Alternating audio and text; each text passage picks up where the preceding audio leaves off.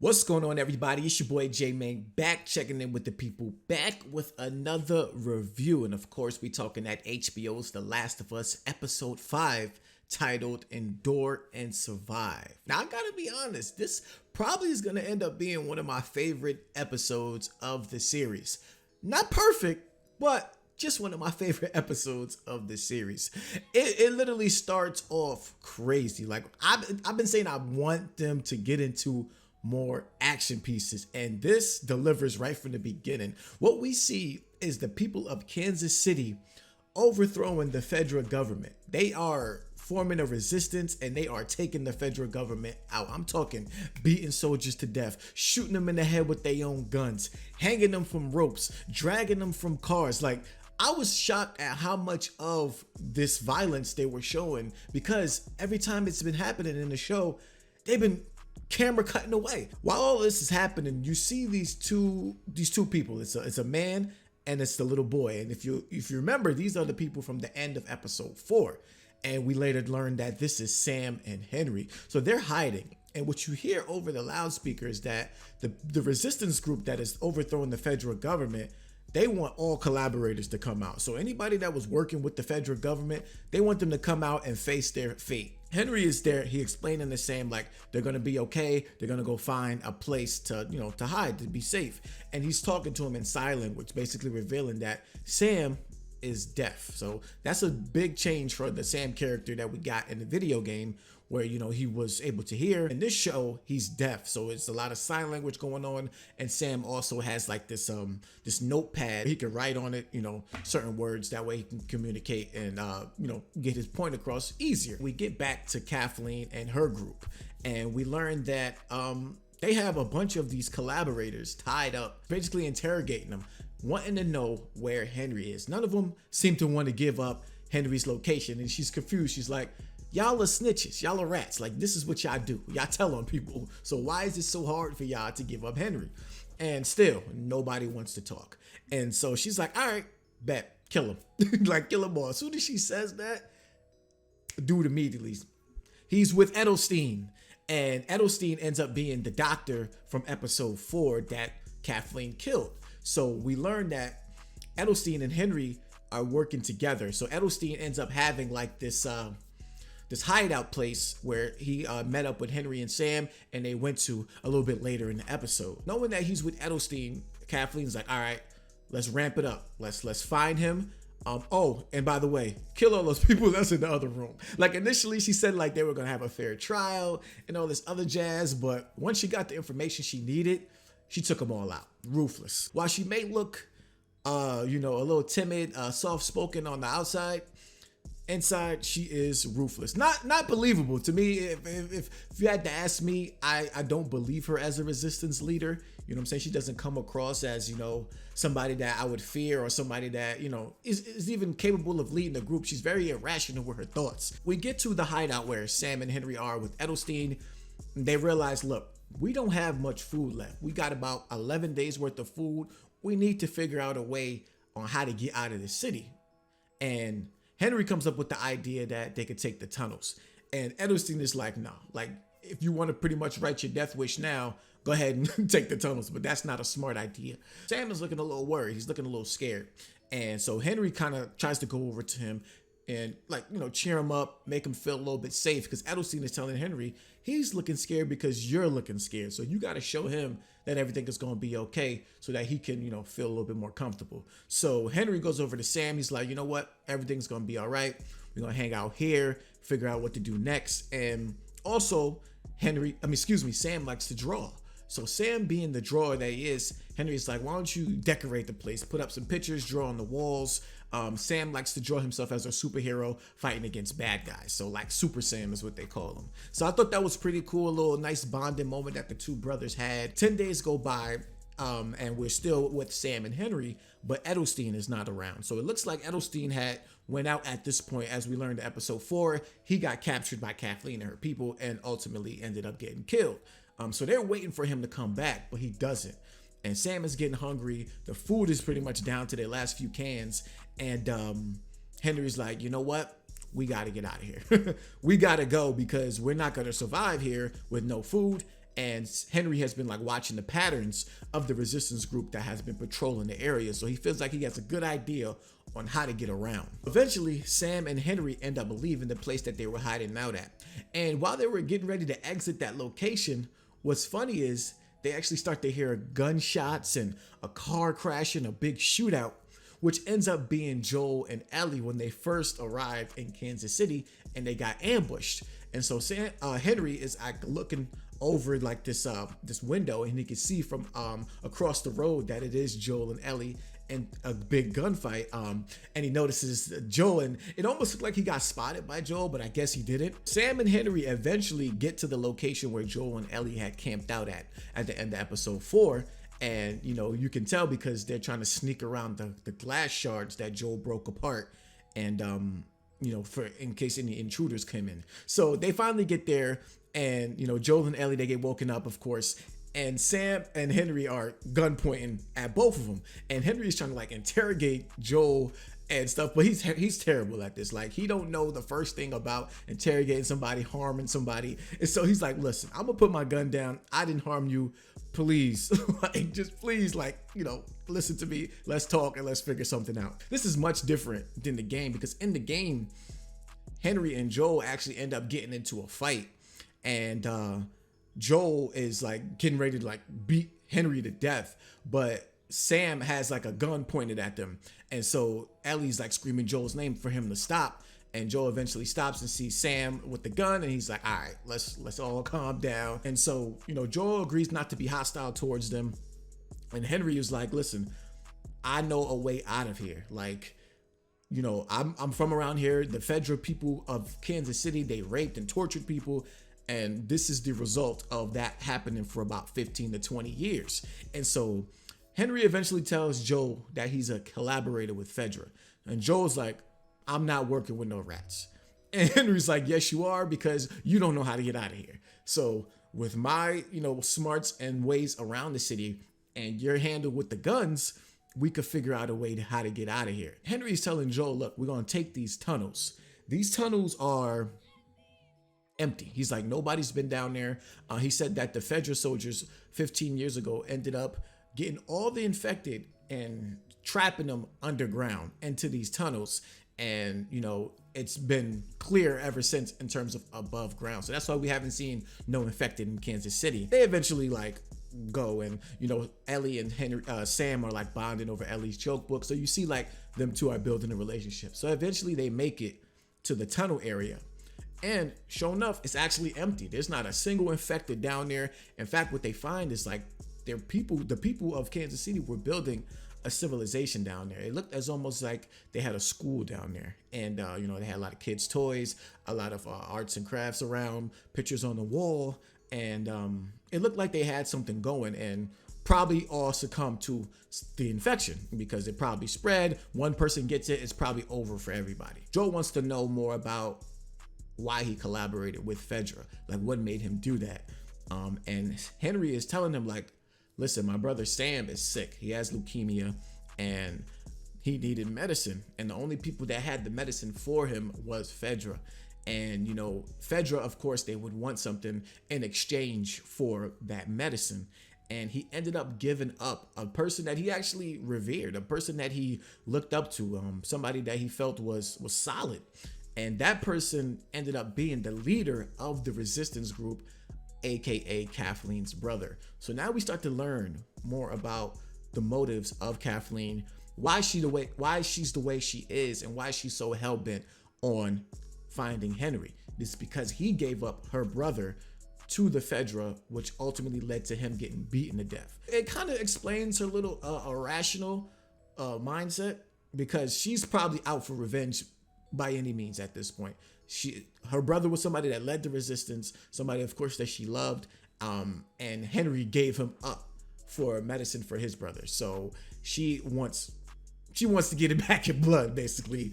She wants Henry out of here. I thought this was good because we actually, like I said, learned more about this hunter group, and it's not just a group of people going after Joel or going after Henry. They have an actual motive, and they have an actual background story to it. While I might not be a fan of who is leading the resistance group in terms of Kathleen and just her persona, I do love the fact that she has a backstory, that it makes sense, and it's almost like it's every man for themselves in this type of world. Like, you got to do what's best for you and your family, so you understand why Henry did what he did, but you also understand why Kathleen is out to get him. They eventually switch the scene over to Kathleen and Perry, and she's kind of giving us a little bit backstory. She's talking to Perry about her brother and how much she loved him and their relationship and how he was a great leader and he would want her to forgive Henry, but she's way past that at this point. She's out for revenge and nothing is going to change that.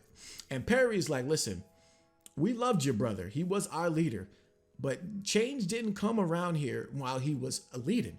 Change happened when you took over, when you were in place. And that's probably because she is more of a, like I said, an irrational leader, but she gets things done. So it might not be smart 9 times out of 10 what she does, but it's gonna ultimately create some type of change. Joe, Henry, and Ellie and Sam, they eventually get outside of the tunnels, and they're in more of like the suburb area of Kansas City, pretty much almost at the edge to make their way out of the city. And the infamous sniper section, which is a fire section in the game. And so they're hiding behind cars. Sam and Henry actually try to run away because he's like, hell no, I'm getting the hell out of here. He gets scared and tries to run, and the sniper almost takes him out. So Joel's like, listen, everybody stay here. The sniper is terrible. It's dark, so he can't really see me. I'm going to sneak up on him. I'm going to take him out, and we going to be good. So Joel eventually works his way around the cars. He gets to where the sniper is, and we find out it's an old-ass man. It's an old-ass man, barely could, probably even walk, and he's sitting up posted with the sniper, shooting at them. So it explains why he has terrible aim, and he hasn't really hit nobody. But Joel's like, listen, please just put the gun down. I don't want to hurt you. He ain't listening. He tries to shoot Joel. Joel takes him out. But what we learn is that this man has been working with Kathleen. So he notified Kathleen that this is where Joel and them are, and they over the loudspeaker, you hear him talking like, yo, hold them there, we on the way. So Joel is looking across the road back at where Henry, Ellie, and Sam are hiding, and you can see Kathleen and her group are on their way. They coming. So he's screaming out the window, run, run, run. And they finally like catch on, like, oh shit, they coming. So they start to run. Kathleen's resistance group, they have this big ass truck that has like a plow on the front of it, and they're just trying to take out Ellie and them. And so Ellie's like shooting back at them with the gun. Her little ass gun ain't doing nothing. Joel is trying to snipe the driver of that truck before it actually takes him out. So he's getting nervous because the truck is getting close to Ellie. He's getting nervous. He's shooting, missing. And finally he lands a headshot on the truck. The truck crashes into into a house, and ends up catching on fire, exploding. Kathleen gets out the car. She's like, yo, Henry, give yourself up. Henry's like, listen, I'll come out, but just spare the kids. Long story short, Kathleen was like, fuck them kids. She's like, fuck them kids. Listen, kids gotta die too. This is the consequences of your actions. So Henry surrenders himself, and Kathleen is pretty much getting ready to kill him. So before Henry surrenders himself, he tells Ellie like, yo, take Sam and run. Like, when I tell you to run, like, take Sam, get ready to run. So he surrenders himself, and Kathleen's getting ready to kill him. And out of nowhere, like the truck that the resistance group came with, that crashed into the house and exploded, it just starts to sink into the ground. At this moment, like, Kathleen could have been shot Henry, but it's a TV show, so they gotta like create these dramatic scenes. So like, while she's pointing the gun at Henry, the truck starts to sink, and out comes about 100 infected. I'm talking World War Z style. They climbing over each other, gunning it towards the resistance group, Sam and Henry and Ellie, and they just going crazy. So the resistance group is shooting back. Joel is sniping from the tower, trying to take out any of them that are getting close to Sam and Henry and Ellie, and it's just mayhem. I'm talking about, this scene was so fire, just to see all the infected fighting against the humans and bullets going everywhere, infected, tearing people to shreds. It was madness. I absolutely love this scene. And I thought, like, again, the makeup, the CGI, the effects, everything for the infected looked phenomenal. This whole scene looked incredible, and it only got better. We get switched back to Kathleen and Perry. And what happens at this moment is straight up fan service. Like, out of that hole where all the infected came was a big ass bloater. Now, this is an infected that, was a clicker, but over the years it transformed. You got the runners, you got the stalkers, you got the clickers, and then the bloater. So the fourth phase of the infected is what you get as the bloater. This thing is huge, about 6, almost 7 feet tall, big, fat. It has like, similar features to the clicker in the face, but this thing can run. It's fast, it's strong, and it's coming towards Kathleen and Perry. So Perry tells Kathleen, look, get out of here. I'm gonna protect you from this bloater. Well, I'm gonna try. So he's shooting his gun at the bloater, and it's not doing nothing. And if you played the games, you need some Molotov cocktails to take out that bloater, because them bullets ain't doing a goddamn thing. He's trying to shoot at the bloater. The bloater runs up on him, grabs him, rips him in half, rips his head off of his body. Classic death scene from the game. Ellie's hiding in his car, and out of nowhere, this little child clicker comes climbing through the car window. And I don't even ever remember seeing a child clicker in the game, like in the first game. I'm trying to remember like if there was ever a distinctive moment where they actually like showed a child clicker. But this was crazy, because this clicker child is like flipping and doing acrobatics all through the car and sneaking up on Ellie, and Ellie's like, she's terrified because it's like a child as a clicker. That's crazy to see. And so she like is trying to get herself out the car. She eventually does close the door, and she sees that Sam and Henry are being attacked underneath a car by some infected. So she gets her knife out and is running through the field where all the commotion is happening. Joel is again in the tower sniping them all. I thought he was killing this role. Like, Joel is just clack, clack, bow, taking out infected as Ellie is bobbing and weaving through them. She's stabbing a couple of them. Joel's sniping a couple of them. So she finally gets up on Sam and Henry, and she stabs a couple of them in the back. And it's like her signature move, because Ellie is, of course, this child. So she can't, like, in the game, she can't, like, choke people out. So she, like, runs up behind them and stabs them in the neck and takes them out. So she does that to a couple infected, eventually gets Sam and Henry out of there. And they, they escape. They try to run towards safety. Kathleen, even while all this commotion is going on, infected are taking out her men. Perry done got his head ripped off. She is still out for revenge. So she stops them at gunpoint, and she's telling them, like, listen, this is going to happen. Again, a moment where she could have shot Henry, but they got to play it out for the dramatics. And all you see in the background is that child clicker that was coming after Ellie, like sneaking up on Kathleen. And I thought it was poetic justice. Before Kathleen's like, fuck them kids got to die.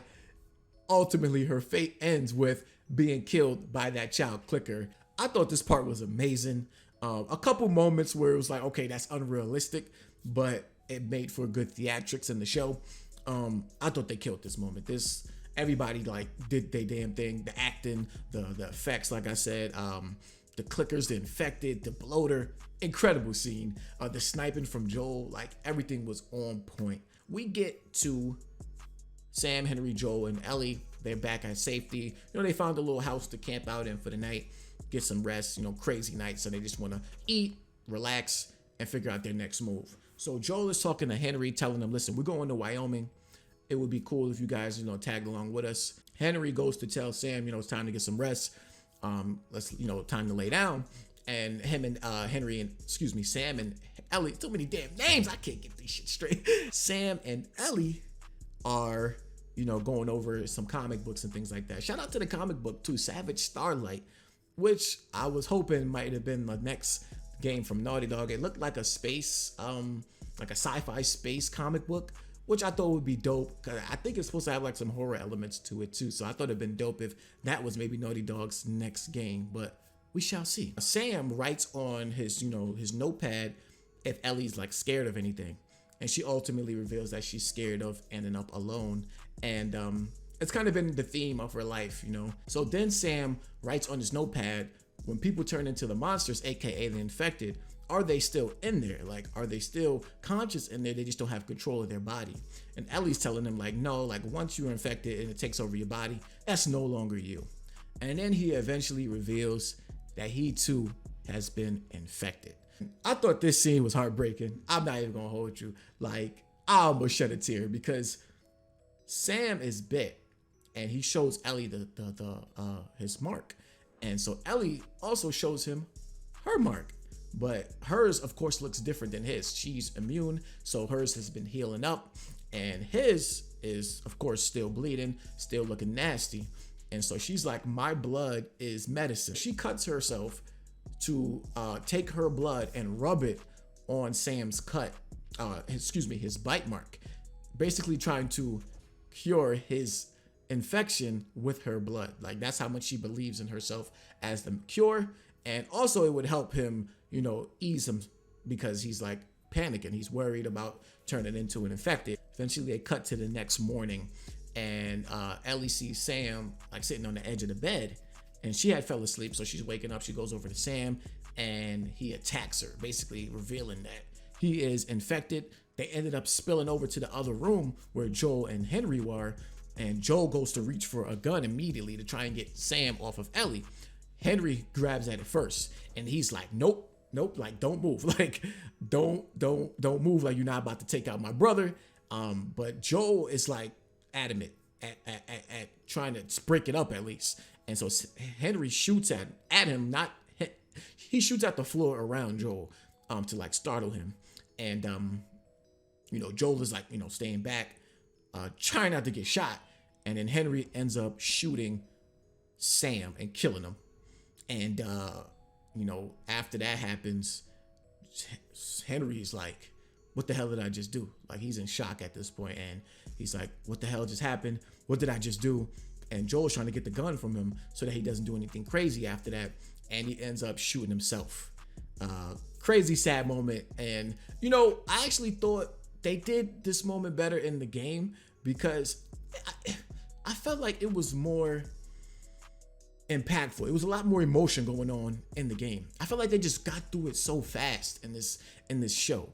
Like, when Sam is attacking Ellie and they spill over into the room where Joel and Henry are, it was a little bit more, words happening. I don't think Pedro Pascal, relayed the Joel moment well in this scene. So the scene cuts to Joel and Ellie burying Sam and Henry, and Ellie has Sam's notepad, and she leaves it as like a gravestone on Sam's, where he was buried. And you could tell, like, based on her face, based on Joel's face, they were very impacted by this moment. And not only has it been another person that they are traveling with, somebody that they connected with that has died, but now Joel is looking at it like, damn, like, every time we find somebody that can help us, they ended up dying. Or even people that are like us, like Sam and Henry are similar to Joel and Ellie. That was the end of the episode 5, Endure and Survive. I thought it was a really good episode, my favorite episode of the show so far. Had my issues with it, but I thought the good outweighed the bad in this episode. I think we're back on track with the show. For the most part. And next episode seems to be them actually finally meeting up with Tommy. And so I think that'll be a cool episode. I'm not sure how much action is going to be in that episode. It might be another slow burner, but maybe they'll surprise us. Let me know in the comment section what y'all think about the review. Of course, the episode as well. Rate the video. Of course, subscribe to the channel if you're new. And I'll catch y'all in my next one. Peace.